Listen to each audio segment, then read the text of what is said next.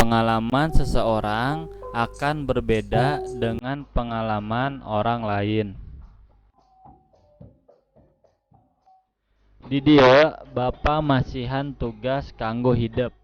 Tugasna nyaeta pancen mandiri.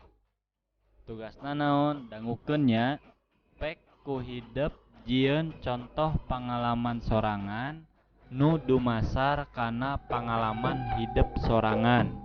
Dengan kata lain, kalian membuat pengalaman sendiri yang berdasarkan pengalaman kalian yang kalian alami. Baik itu kabar gembira, baik tentang kesedihan, cerita lucu, ataupun kabar baik.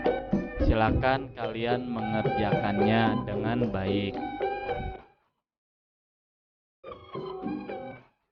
Mung sakitu anu tiasa dipikahatur ku Bapa, hapunten bilih aya kakirangan. Wilujeng tepang di video pembelajaran salajengna.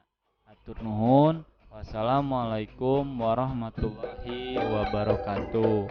Tetap semangat walaupun di masa pandemi COVID-19.